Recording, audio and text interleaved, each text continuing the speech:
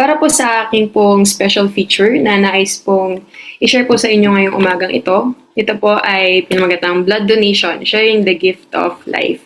So, first time ko pong mag-share ng somewhat related po sa aking pong tinitake po na course, which is Medical Laboratory Science. And napili ko po itong topic na ito dahil po for the past 2 weeks, ako po ay na-assign po sa blood bank na section po, no? And during my stay po doon po sa section po na iyon, no, ako po ay na-inspire po, no, lalong-lalo na po doon po sa mga donors na dumadating po doon po sa aming pong section para po mag-donate ng dugo. No, so ngayon pong umagang ito ay nice ko pong i-share sa inyo, no, yung importance ng blood donation. What is blood donation? Kung if possible or if interesado po kayo, ay akin din po i-share kung papaano po, no? Kung papaano po mag-apply or mag-register kung gusto niyo pong mag-donate po ng blood. So, tayo na po ay magsimula sa atin pong topic. So, sa paninimula po, no? What is blood donation? Atin muna po itong i-define, no? So, blood donation is a procedure wherein a person voluntarily gives blood which can be used for blood transfusion, no? So ito po ay isang act, no, na kung saan isa pong tao ay kusa po, no, na magbibigay po, no, ng dugo na magagamit po nila para po sa isang blood transfusion. Maaaring maggagamitin po nila ito sa isa pong operasyon or maaari din pong gagamitin ng isa pong patient, no, na nagsasuffer po sa isa pong blood disease. Kagaya po ng sabi dito, transfusion are used to treat massive blood loss due to trauma or surgery. No, maaaring gagamitin ito sa isa pong operation, no, na kung saan yung isa pong pasyente ay nawalan po, no, ng malaking amount po ng dugo.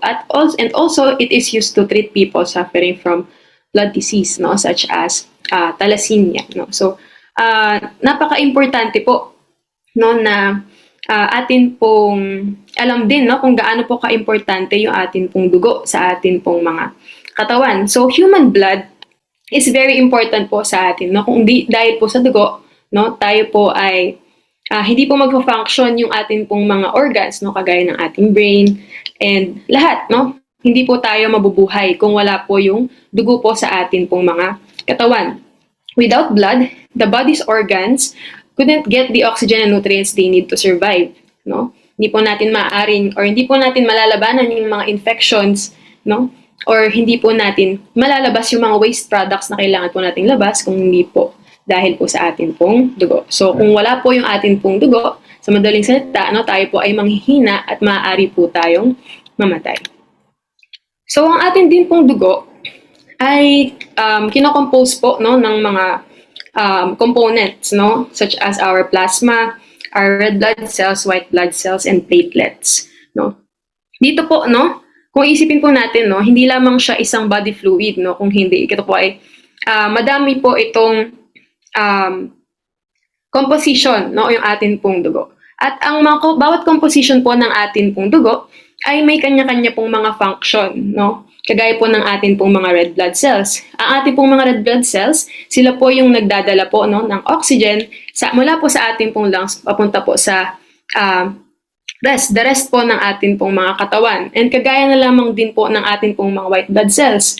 No, ang atin pong mga white blood cells ay madami po ang mga ito. At ang pinaka-function po nila is para mag-fight ng infection. No? Ang ating pong mga white blood cells ay napakadami, no? Meron po tayong mga neutrophils, eosinophils, mga lymphocytes, basophils, no? At ito pong mga white blood cells na ito ay may kanya-kanya po silang mga role, no? Nasa kung saan maaaring labanan po nila yung mga bacterial infection, viral infection, fungal infection, and parasitic infections, no? So kagaya din po ng ating pong platelets, no? Ang ating din pong mga platelets ay meron din pong role sa atin pong katawan, no? At sa kung saan sila po ay nakakatulong sa pagkokontrol po ng bleeding, no? For example, meron po tayong injury sa atin pong katawan, no? Yung atin pong katawan ay yun po, yung pag meron pong damage or injury po sa ating pong blood vessel, yung atin pong katawan ay magsasend ng signal doon po sa location na yon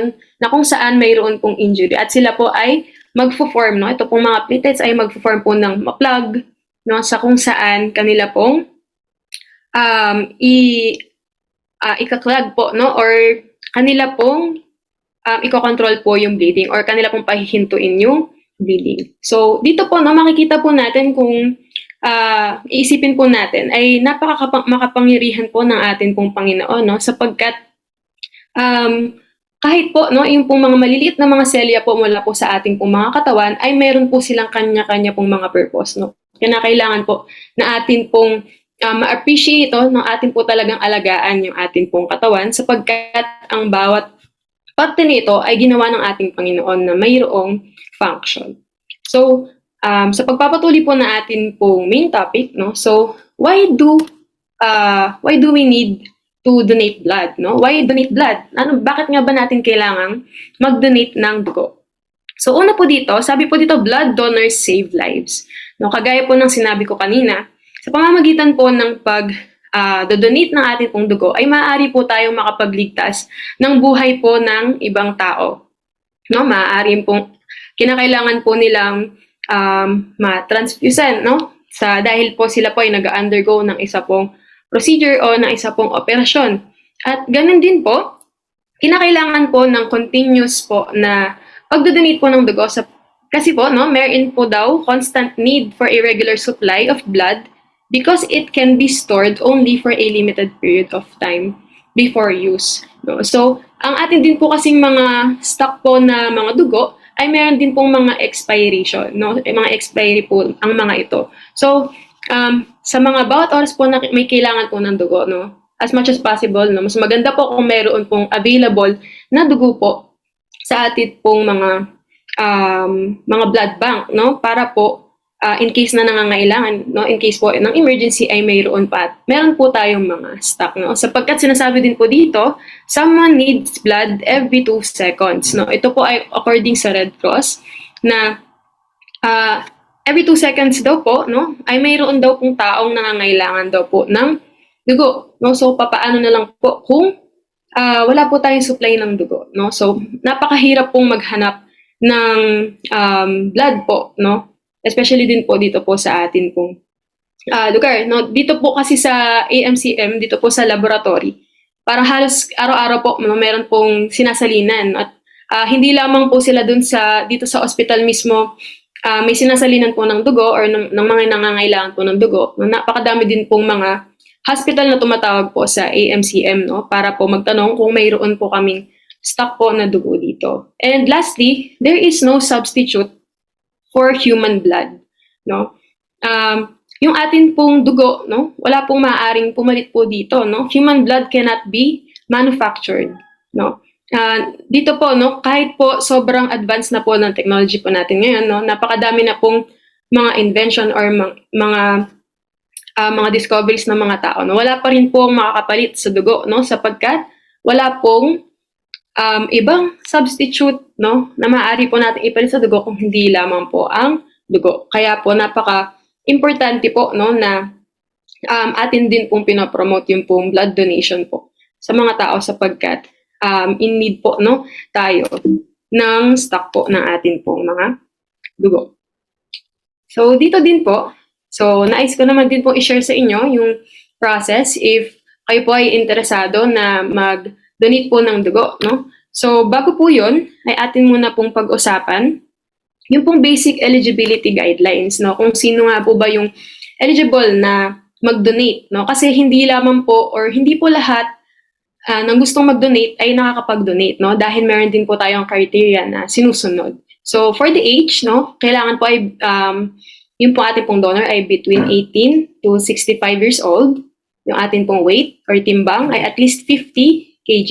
No, pero ito po ay depende din po sa BMI nung atin pong donor. Kasi minsan po mayroon pong mga patient na matatangkad, no? Pero sila po ay underweight, no? Hindi pa rin po sila pinapayagan po na mag-donate, no? At ganoon din po, tinatanong din po dito yung pong kanila pong travel, kung meron po silang history ng pagta-travel po doon po sa mga areas wherein na meron pong mga mosquito-borne infection, no, na endemic po doon sa mga lugar na iyon, no, kagaya na lamang po ng isa po sa mga tinatanong dito po if galing po sila ng Palawan, ano pa po yung ibang lugar, no? So, yung mga kagaya po ng mga lugar na iyon, na kung saan endemic po yung mga mosquito-borne, na mayroon pong mosquito-borne infections, no? And another thing po, yun din pong sa health, syempre po, no, hindi lang po nagising po kayo, gusto niyo na mag-donate, no? Or na gusto niyo lang mag-donate basta-basta. Kinakailangan din po ay meron po tayo or nasa good condition po yung atin pong health o yung ating pong mga kalusugan at tayo po ay nagkaroon ng maayos po na tulog, tayo po ay nagkaroon ng maayos po na pagkain bago po tayo, no? Or prior po sa atin pong pagdodonate or prior po ng atin pong screening. And lastly, yung atin din pong behavior. No? Kung tayo po ay nagtitake ng drugs or tayo po ay positive for HIV, tayo din po ay madidefer, no? At hindi po tayo maaaring makapag-donate po ng dugo. So, before po ng donation, meron po tayong mga procedure po naman na nagagawin.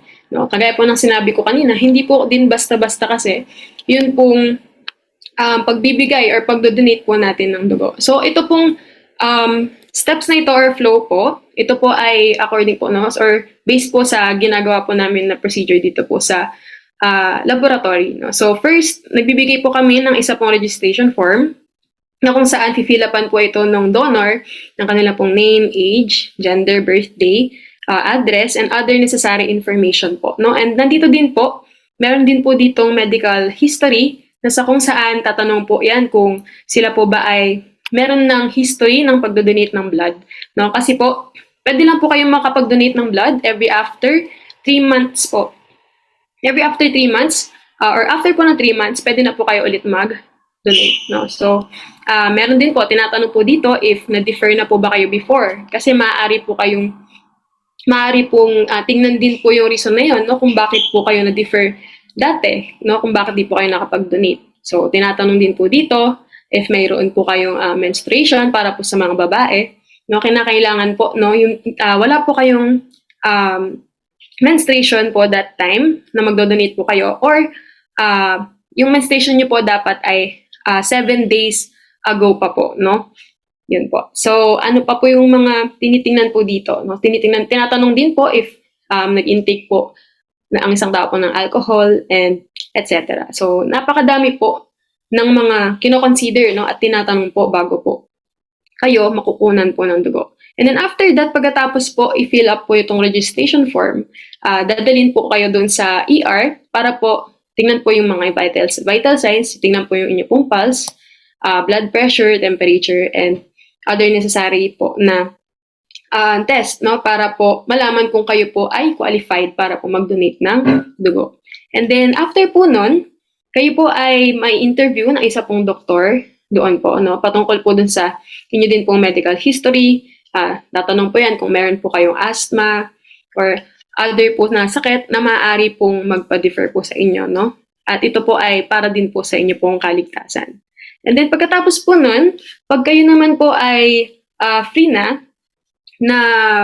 or kayo po ay pumasa na sa lahat po ng mga test na kinakailangan, no? At kayo naman po ay dadaan po sa babalik po sa laboratory para po kayo ay makuhanan po ng dugo. No? Hindi pa po ito yung actual na blood donation, no? Kung hindi ito po ay para sa mga screening test po na gagawin. No? So makikita po natin na sinusuri po ng maayos, no?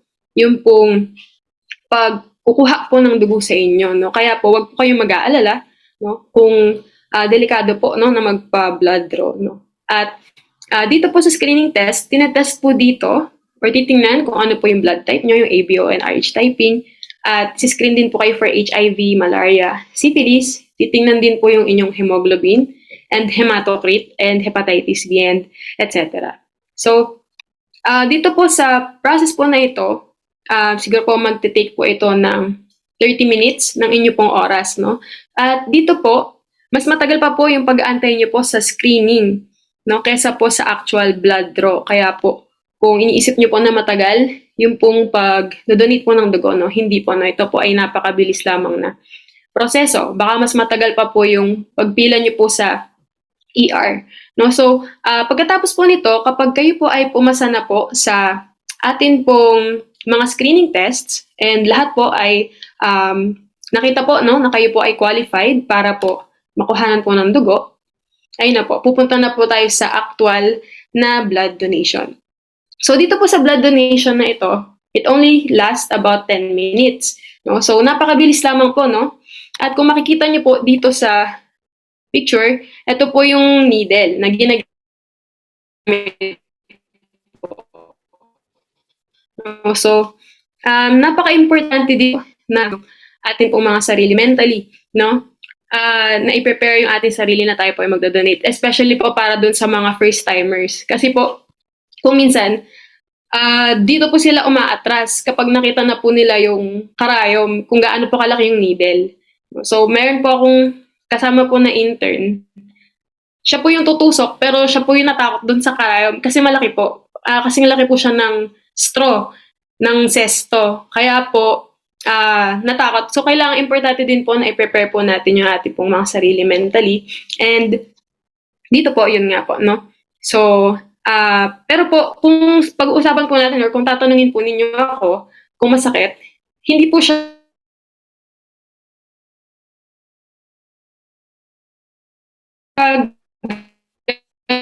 ganun kasakit. Mararamdaman nyo lang po yung ninyo. Na nyo pong vein. Pero after po nun, hindi na po siya masakit. No? At ang masasabi ko po, mas masakit pa po yung kapag finish po kayo ng sa isa pong syringe. Mas masakit pa po yun kaysa po dito sa pagkuha or pag-puncture po dito ng needle na ginagamit po for blood donation or yung needle po na nasa blood bag. So, wag po kayong matatakot at dito po, yung mga ginagamit po namin ng mga blood bag ay minimake sure po namin na sila po ay bago. No, the needle, like all of the materials used for collecting blood is new, sterilized, sealed, and only used once. No? So, minimake sure po namin na lahat po ng gagamitin ay bago at malinis. At dito naman po, so pagkatapos po nun, napakabilis lamang po na proseso nito. After po nun, yung medtech po ay aalisin na po yung needle mula po dun sa inyo pong vein and then maglalagay lang po ng pressure for about 5 minutes doon po sa punctured site, to stop any bleeding kasi medyo malaki nga po yung karayom. So medyo malaki po yung butas doon. No? Kinakailangan pong mag-apply ng pressure para po mahinto po yung pagdudugo. So pagkatapos po nun, kailangan po natin magpahinga for a few minutes. No? At tatanong po dito ng medtech kung kayo po ay, kung ano po yung nararamdaman po ninyo, kung may nararamdaman na po kayong kakaiba, nahihilo po ba kayo, no? At hindi po kayo basta-basta patatayuin po. Diyan po sa upuan, no? Para po sa inyo na rin pong safety, no? Para makita po natin kung naging okay po ba kung okay lang po yung pakiramdam ninyo after po nung actual procedure. And then, after po nun, ayun po, pag nakatayo na po yung patient at okay na po siya, yan, maaari na po siyang umuwi. So, nagbibigay po kami ng free snacks and refreshments po, kagaya po ng sesto. At mamon, kapag po may mga para po dun sa mga tao po na nagdo-donate. And of course, nandun din po yung feeling, no? Ng accomplishment na kayo po ay nakatulong sa inyo pong kapwa sa pamamagitan po ng pagdo-donate po ng dugo. So dito po, no, nais ko lamang po kayong nais ko po ipakita sa inyo kung gaano po importante din po, no, yung pag-donate po ng dugo. And aside po sa tayo po ay makakatulong po sa iba pong mga kapwa, ay may mga benefits din po tayo na maaari po natin makuha, no, mula po dito. So, bloodletting also encourages production of new blood cells. Siyempre po, no, sasabihin niyo po sa akin, tatanungin niyo po ako, ganun pala ka-importante yung dugo, bakit kailangan ko pa na magbigay? No? O bakit kailangan kong magbawas ng dugo sa aking katawan? No? Dahil po, no, kapag yung atin pong dugo, no, tayo po ay nabawasan ng dugo po sa ating katawan. Yung ating pong katawan ay agad-agad po yan magre-replenish i-replenish niya po yung nawala po natin na dugo. No? At yung mga new cells po natin ay maproproduce po sa atin pong bone marrow within 48 hours pagkatapos po natin pong donation, no? And lahat po ng atin pong mga red blood cells na nawala, no, ito po ay mapapalitan, no, within 1 to 2 months po, no. And ito po sa pamamagitan po ng pagdo-donate po natin, nakakatulong po ito para mag-stimulate po yung atin pong katawan para mag-produce po ng panibago pong mga blood cells, no. At ito pong pagre-replenish po ng bago po nating mga blood cells, no, ay nakakatulong po sa atin pong katawan para tayo po ay mas manatiling healthy, no, at tayo po ay makapagtrabaho ng mas maayos, no. So, another thing po, no, is yung atin din pong pagdodonate po ng blood ay nakaka-improve din po ng overall health, no. Kagaya din po, especially po sa atin pong overall cardiovascular health, no, sapagkat kung tayo din po ay mayroong pong sobra-sobra pong level ng iron po sa atin pong katawan, ay maaari din pong yung atin pong yung atin pong blood, no, ay maaari pong mag-cause din po ito ng heart diseases, no, at yung atin pong pagdodonate ay maaari pong mag-reduce po ng amount ng iron po sa atin pong dugo. At ito po ay nakaka-reduce daw po, according po sa studies, nakaka-reduce po ito ng chance of 88% ng heart attack. And kung tayo po ay mag-donate regularly ng atin din pong dugo, ay nakaka-low din po daw ng risk of severe cardiovascular events such as stroke by 33%. And another thing po, no, kagaya po ng sinabi ko kanina sa screening, di ba meron din po tayong mga screening test. So lahat po yun ay libre. No? Donors receive free health screening. No? So at the same time, kayo po ay nakatulong sa inyo pong kapwa, no? Nakapagpa-check up pa po kayo ng libre. No? So dito po sa AMCM, yung pong price ng HIV screening is more than 1,000 po, no? 1,000 plus po yung kanyang worth, no? Pero pag tayo po or kayo po ay nagpa-test noon sa laboratory, no? Ito po ay free, no? Kung kayo po ay magdo-donate, no? Ganun din po yung pa-check up po sa inyo, yung doon pa lang po sa ER na kayo po ay binipi, no? Kung kayo din po ay na-interview ng doktor, no? Lahat po yun ay gagawin po sa inyo for free. So, and lastly, of course, yung pinaka-main purpose po ng pagdodonate po natin is that blood save lives. So, yung atin pong pagdodonate ng dugo ay nakakatulong po sa ibang tao, no, para maligtas po sila. No? No, napakadami pong tao na nangangailangan po ng dugo. At kung tayo po ay magdodonate, ay maaari po natin silang matulungan.